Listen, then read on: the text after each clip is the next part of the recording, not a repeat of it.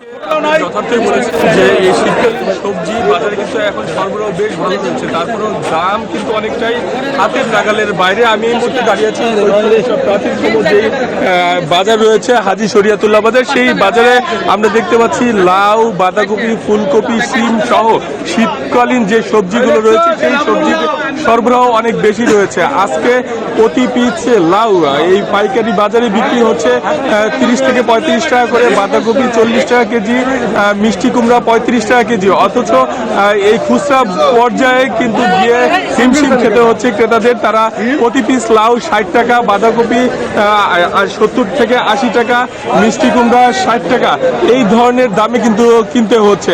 যার কারণে ক্রেতা সাধারণ যারা রয়েছেন তারা কিন্তু বলছেন যে এই হাত বদলের কারণে কিন্তু দামটা বৃদ্ধি পাচ্ছে। আমরা কথা বলেছিলাম কৃষকদের সঙ্গে, তারা আমাদেরকে যেমনটি জানিয়েছেন যে তারা এই সবজি ফলাতে গিয়ে কিন্তু সার কীটনাশকের যে দাম তারা কিন্তু সেই দামও তুলতে পারছেন না।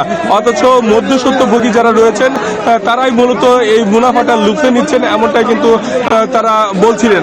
আমরা কথা বলেছিলাম এই বিষয়ে কৃষি সম্প্রসারণ অধিদপ্তরের সঙ্গে, তারা আমাদেরকে যেমনটি জানিয়েছেন যে কৃষকরা যারা এই সবজি উৎপাদন করেন তারা একসঙ্গে সকল সবজি বাজারজাত না করে যদি অল্প অল্প করে বাজারে নিয়ে আসে সেই ক্ষেত্রে কিন্তু তারা লাভবান হতে পারবেন এবং বাজারে দামটাও কিন্তু ভালো পাবেন, এমনটাই কিন্তু তারা বলছিলেন। তো এই ছিল আমার কাছে বাজারের সর্বশেষ সংবাদ। একই খবর জানতে আমরা চলে যাব শরীয়তপুরে, সেখানে আছে বিধান চন্দ্র, তার কাছে জানবো সেখানকার সবজি বাজারের খবর। জি, প্রথমে কিন্তু বলতে হয় যে লাভের গুণ মধ্যস্বত্বভোগীদের পেটে, অর্থাৎ কৃষকরা যে ন্যায্য দাম সেটি কিন্তু পাচ্ছে না। এর কারণ হচ্ছে কৃষকরা যেই শীতকালীন শাকসবজি বিক্রি করছে সেটি কিন্তু কয়েক হাত ঘুরে বিভিন্ন বাজারে চলে যাচ্ছে, এতে করে দাম কিন্তু অনেকাংশেই বেড়ে গেছে। অর্থাৎ এখন যেহেতু শীতকালীন সময়, শীতকালীন যে শাকসবজি সেগুলো বাজার সয়লাভ হয়ে উঠেছে, তবে দাম কিন্তু এখনো বলা চলে যে 50 টাকার উপরে সকল শাকসবজি। এতে করে ভোক্তা পর্যায়ে কিছুটা ক্ষোভ দেখা দিয়েছে। তারা বলছে যদি এই দাম কিছুটা 50 টাকার নিচে নামানো যায় তাহলে কিন্তু তারা এই শাকসবজিগুলো কিনে খেতে পারবে। আমি এই মুহূর্তে দাঁড়িয়ে রয়েছি শরীয়তপুর সদরে আঙ্গারিয়া বাজার। এটি পাইকারি শাকসবজির জন্য বিখ্যাত একটি বাজার।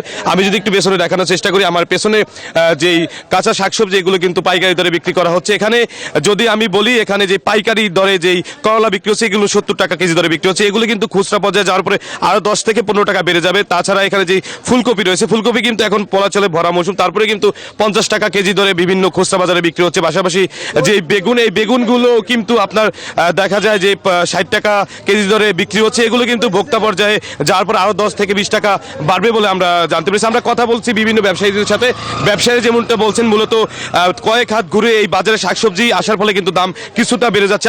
আমি কথা বলছি এই মুহূর্তে এক ব্যবসায়ীর সাথে। আসলে এই যে বাজার শীতকালীন শাকসবজির দাম আসলে বেড়ে যাওয়ার কারণ বা বেশি থাকার কারণটা আসলে আপনারা কিভাবে দেখছেন?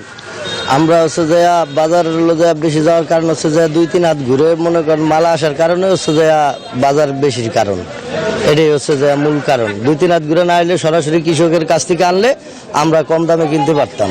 আমরা কিন্তু কথা বলেছি এক ব্যবসায়ীর সাথে, ব্যবসায়ী যেমনটি বলছিলেন মূলত কয়েক হাট ঘুরে এই বাজারে এই শাকসবজি আসার ফলে কিন্তু দাম অনেকাংশে বেড়ে যায়। তবে এগুলো যদি সরাসরি কৃষকের কাছ থেকে সংগ্রহ করা যেত তাহলে কিন্তু অনেকাংশে দাম কমানো সম্ভব হবে বলে মনে করছেন এখানকার ব্যবসায়ীরা। তো এই ছিল শরীয়তপুর থেকে সর্বশেষ। চলে যাচ্ছে স্টুডিওতে অঙ্কুরের কাছে। অঙ্কুর। অনি, আপনাকে ধন্যবাদ। এক্সট্রিম মশার কয়েল প্ল্যান্ট ফাইবার দিয়ে তৈরি, তাই সহজে ভাঙে না, সুগন্ধিযুক্ত ও নিরবিচ্ছিন্নভাবে জ্বলে। ডেঙ্গু, চিকুনগুনিয়া বাহি সহ যে কোনো মশার বিরুদ্ধে দেয় এক্সট্রিম সুরক্ষা।